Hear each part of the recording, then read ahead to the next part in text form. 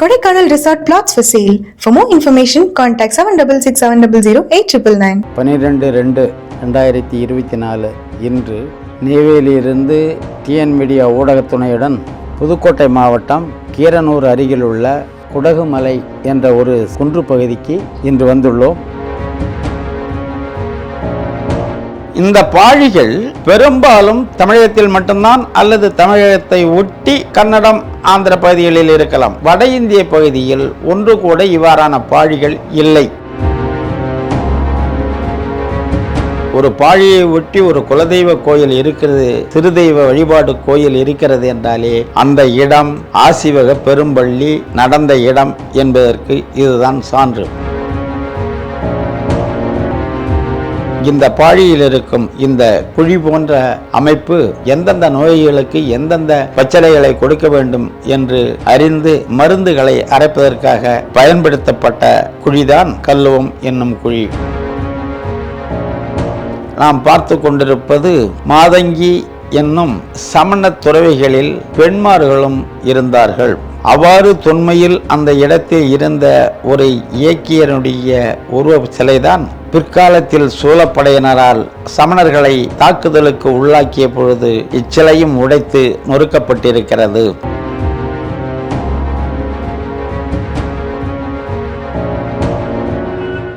இந்த பாழியை தேடிய பயணங்கள் என்ற உரையாடலில் எனது வணக்கத்தை உரித்தாக்குகின்றேன். டிஎன் மீடியா ஊடகத்தைச் சேர்ந்தவர்களோடு 12/2/2024 அன்று பயணத்தை புறப்பட்டோம். துவக்கம் திருச்சியிலிருந்து புதுக்கோட்டை போகும் வழியில் புதுக்கோட்டையை ஒட்டி முதலாக குடகுமலை என்ற பாழியை நாங்கள் ஆய்வு செய்தோம். இந்த குடகுமலை பாழிக்கு போகும்போது இங்கே போட்டிருக்க சமண சின்னம் குடகுமலை தென் திருப்பள்ளி மலை என்று அந்த பெயர் பலகையை பார்த்திருப்பீர்கள். இங்கே தமிழர்களுக்கு நாம் ஒரு வேண்டுகோளாக வைப்பது என்னவென்றால், மதுரை ஜெயின் ஹெரிட்டேஜ் சென்டர் என்று ஆங்கிலத்திலும் மதுரை சமண பண்பாட்டு மன்றம் என்று தமிழிலும் இருக்கின்றது. ஒரு பெயர் முருகன் என்றால் அவன் தமிழில் எழுதினாலும் முருகன்தான், ஆங்கிலத்தில் எழுதினாலும் முருகன் தான், எந்த மொழியில் எழுதினாலும் முருகன் என்று தான் எழுத வேண்டும் பெயர் சொல். இப்போ சமணர்கள் என்று தமிழில் எழுதிவிட்டு சமண சின்னம் சமண பண்பாட்டு மன்றம் அப்படின்னு தமிழில் எழுதிட்டு ஆங்கிலத்தில் எழுதும்போதும் சமண ஹெரிட்டேஷன் சென்டர் அப்படின்னு தான் அவங்க ஹெரிட்டேஜ் சென்டர்னு தான் எழுதணும். ஆனால் அவங்க மதுரை ஜெயின், அப்போ ஆங்கிலத்தில் ஜெயின் என்ற வார்த்தையையும் தமிழில் சமணம் என்ற வார்த்தையையும் உச்சரிக்கிறார்கள். இதனுடைய உள்ளார்ந்த பொருள் என்னவென்றால், இங்கே தமிழகத்தில் இருக்கின்ற அத்துணை பாழிகளும் தொன்மை சமணர்களுக்கு உரித்து. சமணர் என்றால் ஆசிவகர், சித்தர், நமது முன்னோர்களுடைய பெரும் பள்ளிகள் நடந்த இடம்தான் இந்த சமணப்பாழிகள். இந்த சமணம் ஜெயினருதா சமணம் தமிழரதா என்ற ஆய்வுக்காக தான் பாழிகளை தேடிய பயணத்தை நாங்கள் புறப்பட்டோம். இந்த பாழிகள் பெரும்பாலும் தமிழகத்தில் மட்டும்தான் அல்லது தமிழகத்தை ஒட்டி கன்னடம் ஆந்திர பகுதிகளில் இருக்கலாம். வட இந்திய பகுதியில் ஒன்று கூட இவ்வாறான பாழிகள் இல்லை. ஜைனம் தோன்றியது வட இந்தியாவில் மகாவீரரால் தோற்றுவிக்கப்பட்டது. அப்போ பாழிகள் ஜைனர்களுக்கு உரியது என்றால் ஏன் வட இந்திய பகுதிகளில் தமிழகத்திற்கு அப்பால் இவ்வாறான பாழிகள் இல்லை என்ற ஐயம் எழுகிறது.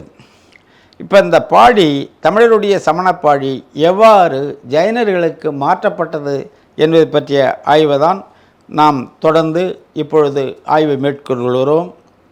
அந்த வகையில் முதலாவதாக புதுக்கோட்டை அருகே உள்ள குடகுமலைக்கு யாம் பயணிக்கிறோம்.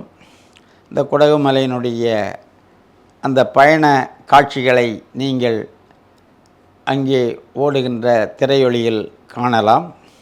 இந்த பாழியில் ஒரு 50-60 படுக்கைகளை பார்த்தோம். ஒரு சிறு குன்றில்தான் இருக்கின்றது. அவர்கள் அந்த பாழிகள் ஆசிவகர்களுக்கு உரியது என்பதற்கு சான்றாக பாழிகளை ஒட்டி ஐயனார் கோயில் அல்லது கன்னிமார் கோயில், கருப்புசாமி கோயில், இப்படி நமது பண்பாட்டு குலதெய்வ கோயில்கள் இருக்கும்.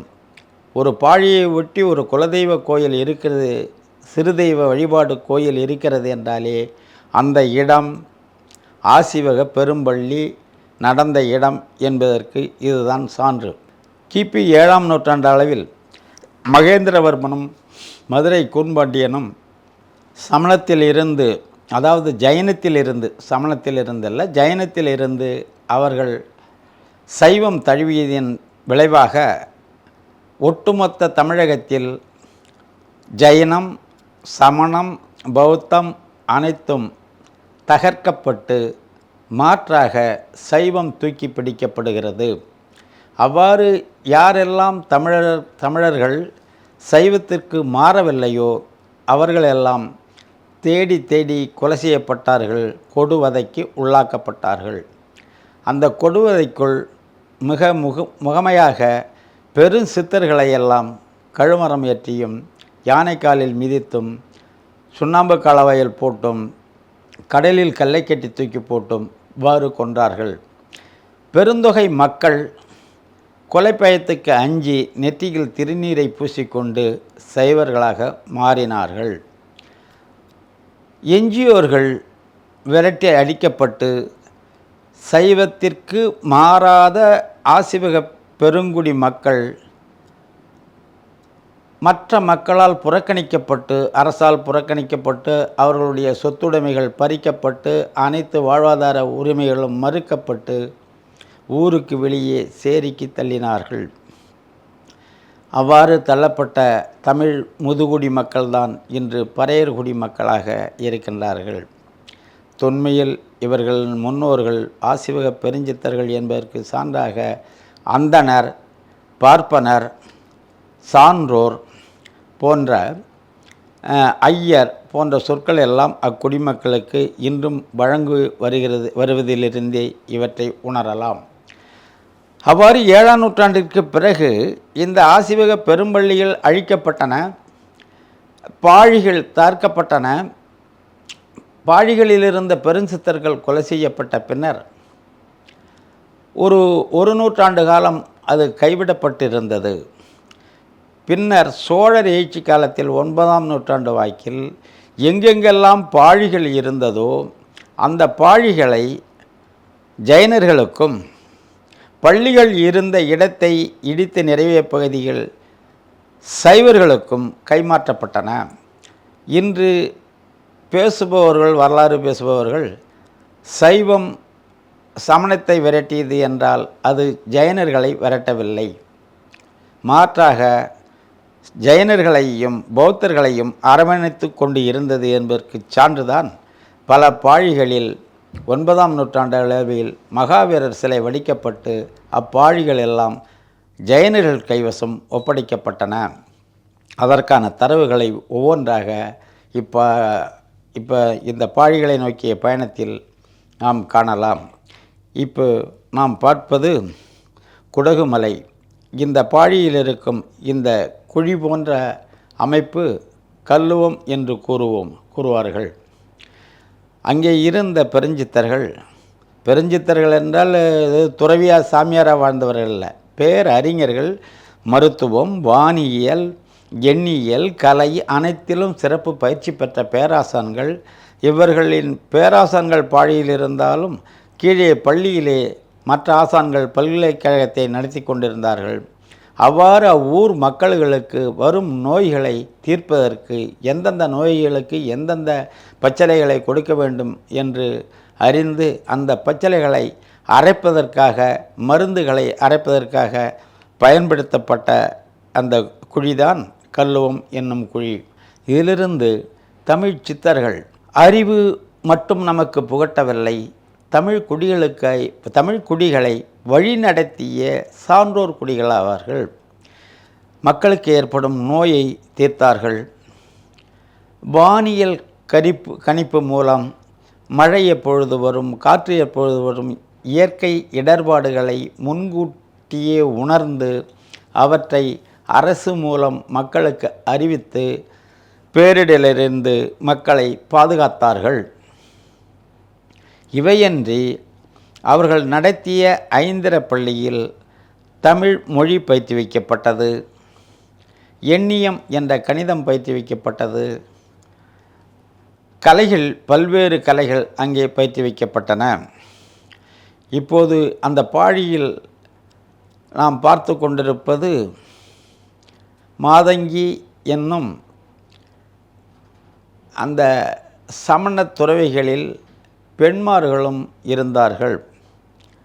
அவர்களை இயக்கியர்கள் என்று கூறுவதுண்டு.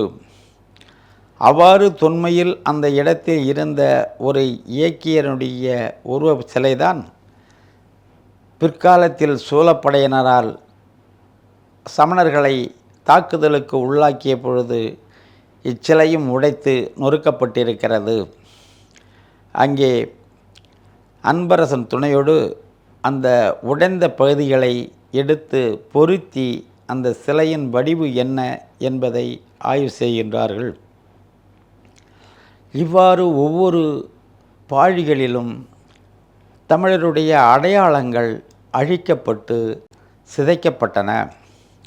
இந்த இடம் தமிழ் சித்தர்களுடைய இடம் என்பதே தெரியாத வகையில் அவ்விடங்கள் 9ஆம் நூற்றாண்டு அளவில் ஜைனர்களிடம் பாழிகள் கைமாற்றப்பட்டு ஒவ்வொரு பாழிகளிலும் மகாவீரர் சிலையை வடித்து பாலி மொழியில் அவர்களுடைய குறிப்புகளை அங்கே குறித்து இது ஜைனர்களுடைய பாழி என்று மாற்றினார்கள்.